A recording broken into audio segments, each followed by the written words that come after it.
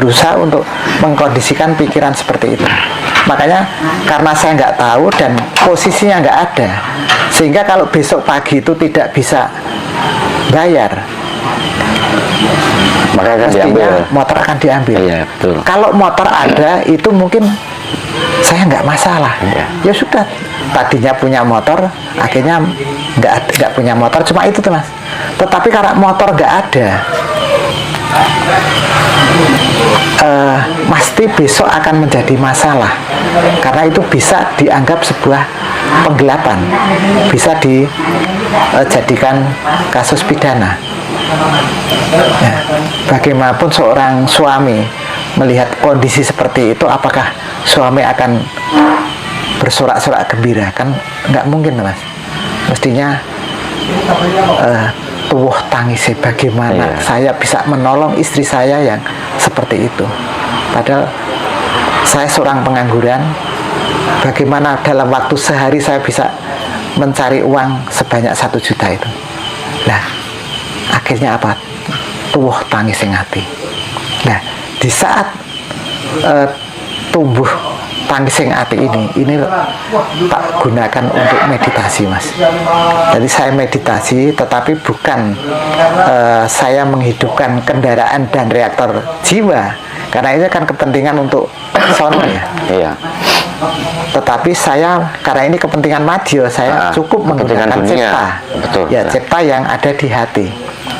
Saya meditasi untuk mengaktifkan cipta, dan saya mengkaryakan untuk mencari uang atau menarik rezeki. Iya. Ya. Begitu selesai meditasi, dalam waktu kurang dari 10 menit ada jawaban mas.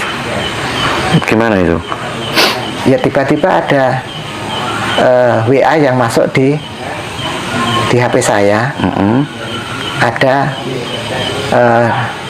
orang yang sekarang berada di London. Dia WA saya, Pak Digun, katanya Bojo mau buka warung. Butuh modal berapa Pak Digun? Ya maksud saya mau tak carikan 5 juta, tapi kalau masih mau bantu seberapapun saya terima kasih. Tolong Pak Digun kirim rekening. Akhirnya rekening saya kirimkan. Selang mungkin 2 menit nggak ada, itu tuh udah bukti transfer, itu udah dikirim ke saya 5 juta. Nggak sampai hitungan hari? Tidak, nggak ada 10 menit. Iya, Bahkan kalau besoknya ya. Bahkan kalau saya boleh cerita, mungkin ini sebuah kebetulan itu mas.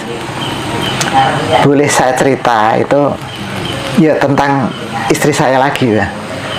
Pada saat mau buka warung, udah saya kasih modal, memang nggak begitu banyak, waktu itu mungkin baru 2 juta itu ya kan. Nah, kemudian uang itu dibelanjakan,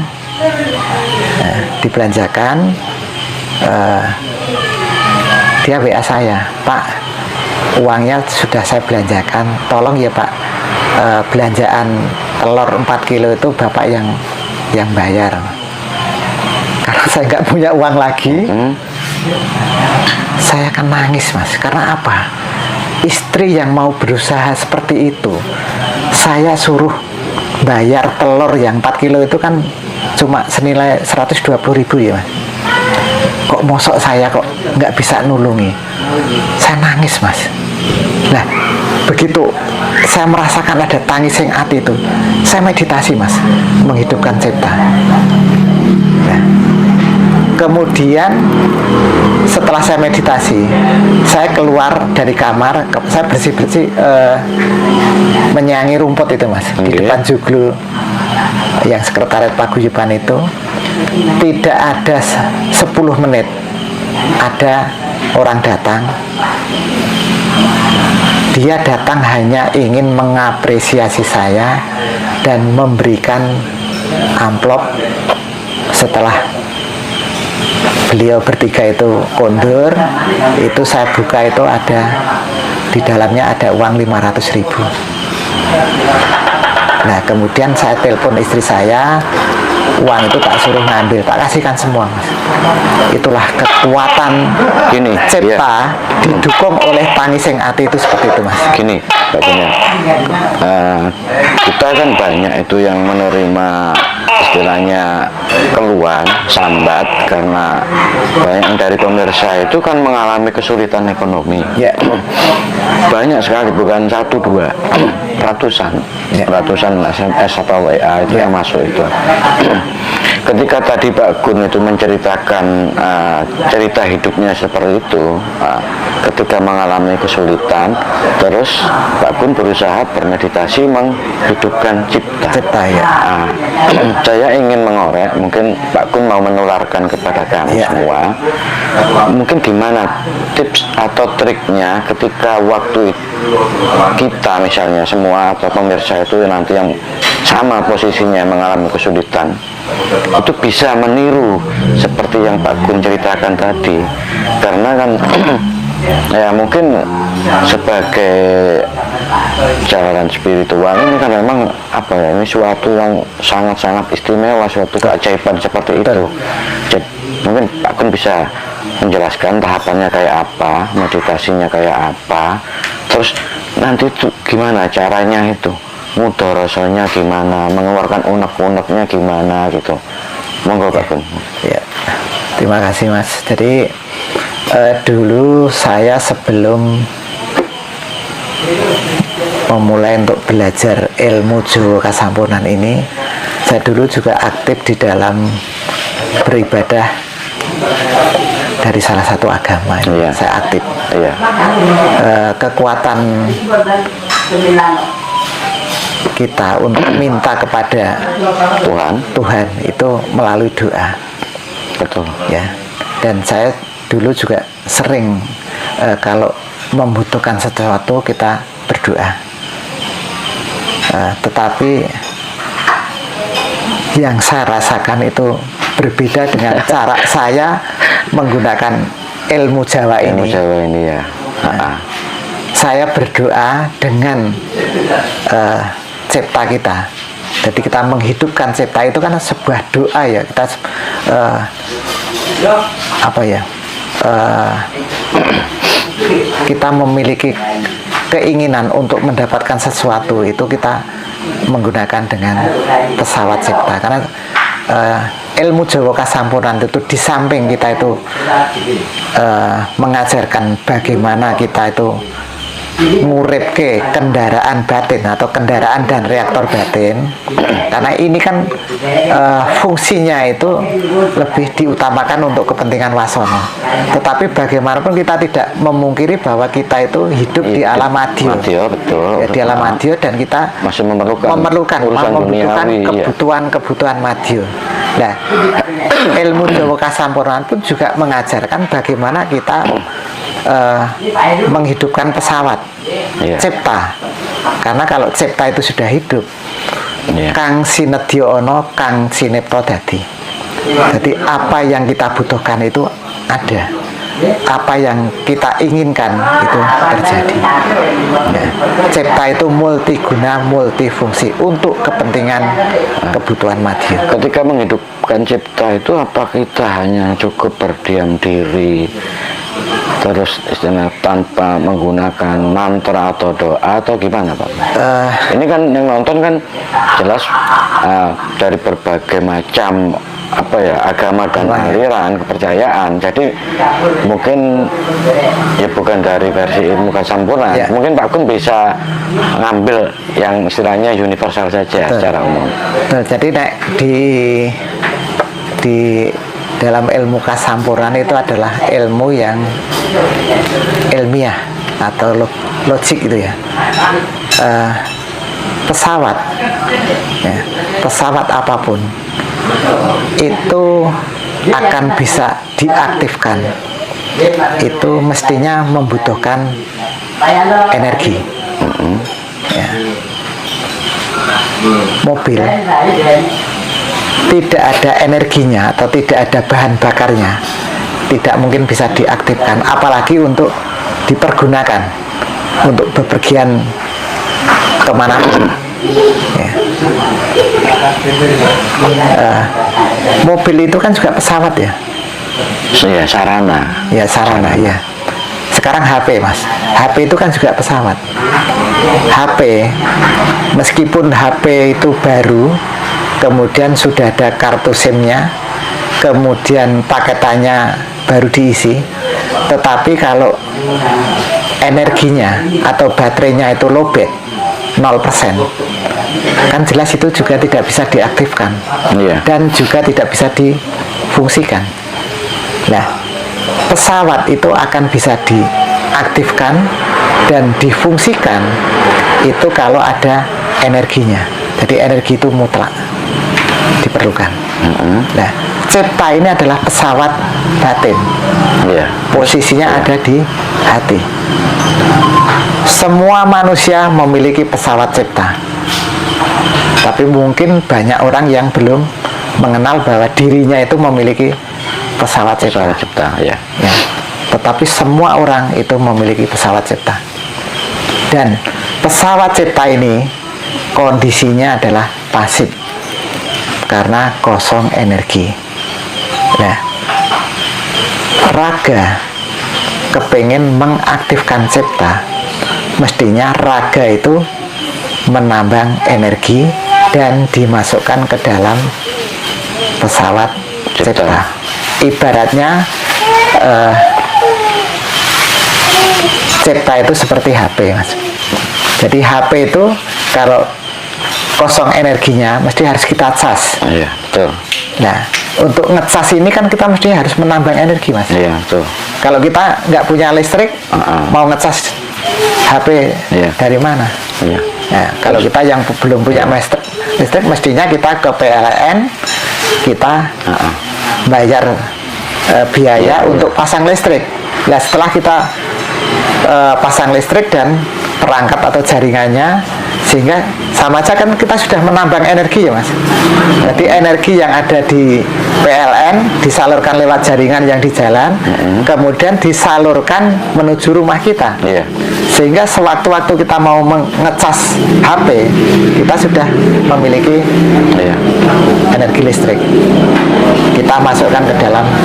Kalau untuk mencapai pesawat ini, cipta ini, energinya dapat dari mana? Terus caranya mengakses itu? Nah, kita gimana? sekarang membahas tentang energi, mas. Iya. Karena pesawat tanpa energi percuma. Iya. Jadi raga itu bisa melakukan usaha, beraktivitas itu karena ada energinya. Energinya berasal dari mana?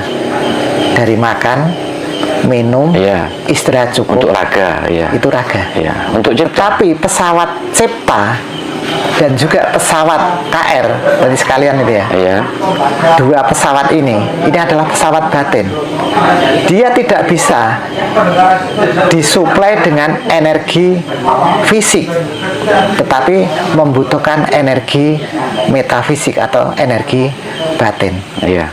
Ya, jadi energi yang berasal dari makanan, minuman, istirahat itu adalah E1 karena itu energi fisik 1. Nah, kita memiliki energi metafisik yaitu E2, E3, E4, E5, E6. Meskipun kita punya partikel 7, tetapi kita sudah tidak memiliki E7 karena inti yang berada di dalam sukma itu untuk manusia sekarang ini intinya sudah mati karena kehabisan energi. Jadi yang dimiliki hanya E2 sampai E6. Ya. E2 itu adalah energi metafisik yang dimiliki oleh partikel 2 atau sedulur yang cahayanya hitam. Betul. E3 itu adalah energi metafisik yang dimiliki oleh partikel 3 yang berwarna yang merah. dimiliki oleh sedulur yang berwarna merah, memiliki cahaya merah. Iya. Kemudian E4 itu energi yang dimiliki oleh partikel 4 yang bercahaya yang kuning, dimiliki oleh partikel atau sedulur yang bercahaya kuning. cahayanya kuning. E5 itu adalah energi yang dimiliki oleh partikel 5 atau sedulur Yang bercahaya putih. putih. Kemudian E6 itu energi yang dimiliki oleh partikel 6 dimiliki oleh sedulur atau sedulur sejati atau sukma. Yang bercahaya terang tadi ya. Nah inilah energi-energi inilah yang bisa digunakan untuk mengaktifkan pesawat-pesawat batin kita. Ya. Kita bicara dua saja ya, karena Iya. yang lain tuh ada, pesawat-pesawat lain ada, tapi untuk Jawa Kasampunan kita khususkan yang kita pelajari adalah Mulai Cipta dan KR. Nah, ketika sebagai seorang pelaku mungkin ya awam ini, orang awam dalam berspiritual, untuk mengaksesnya bisa mensuplai energi duanya dan seterusnya energi 3 itu bagaimana caranya gitu, mungkin tekniknya bagaimana, Jadi mungkin bisa dijelaskan itu tuh.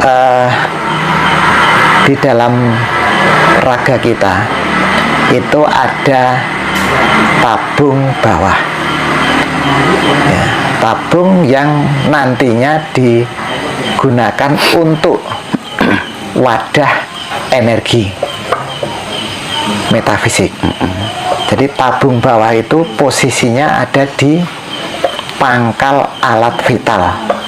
Kalau mungkin istilahnya itu di tempat sendang lanang dan sendang wadon itu ya, cairan sperma atau cairan telur ya. Nah, itu tabung bawah. Di samping itu dikatakan tabung bawah karena ada satu tabung lagi itu yang berada di atas, yaitu di belakang rongga perut. Jadi ada tabung bawah dan tabung atas. Nah, tabung atas itu kita tidak bisa memprogram keluar masuknya energi karena itu otomatis. Jadi energi dari jagat makro, dari luar energi jagat mikro ini, Iya. itu akan masuk ke dalam tabung atas dengan cara, kalau raga itu perih atau prihatin ya. Nek rogone gelem prihatin, maka akan ada energi dari metafisik itu ketarik masuk ke tabung atas, dan energi yang berada di tabung atas ini dia secara otomatis akan mengalir atau rembes gitu ya, rembes itu ya, rembes mengisi pesawat-pesawat batin kecuali kendaraan dan reaktor jiwa yang ada di ujung sumsum tulang ekor. Nah, dia secara otomatis ya. Tetapi tabung bawah ini berbeda. Jadi tabung bawah ini untuk menampung atau mewadahi energi-energi metafisik yang berada di wilayah 2, 3, 4, 5, 6. Nah, tabung bawah itu ada di wilayah 1, ada di raga. Nah, berada di wilayah 1. Sementara energi metafisik itu ada di wilayah 2, 3, 4, 5, 6. Nah, bagaimana kita menambang energi yang ada di wilayah batin ini agar masuk ke dalam tabung bawah ini? Nah, itu ada 3.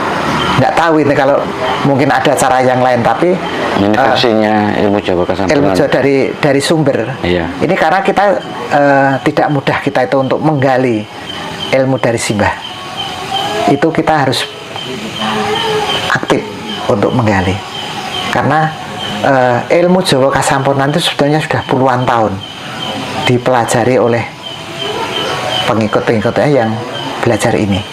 Tetapi sampai saat ini itu rata-rata ya masih 0. Karena apa? salah pemahaman.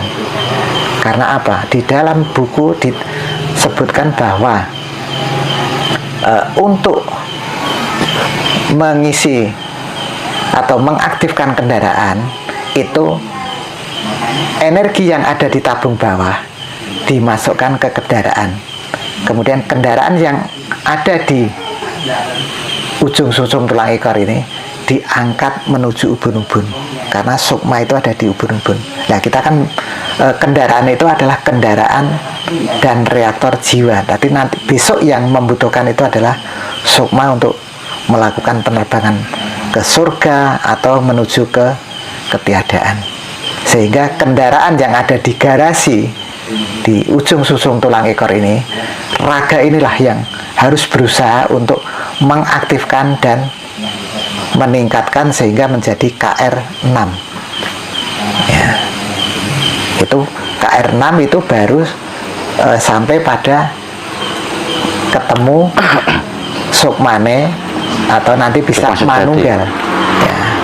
Itu nanti belum untuk bisa ketemu dengan intinya atau sangkaning dumadi, karena sangkaning dumadi itu adalah inti, adalah partikel 7 berada di wilayah 7.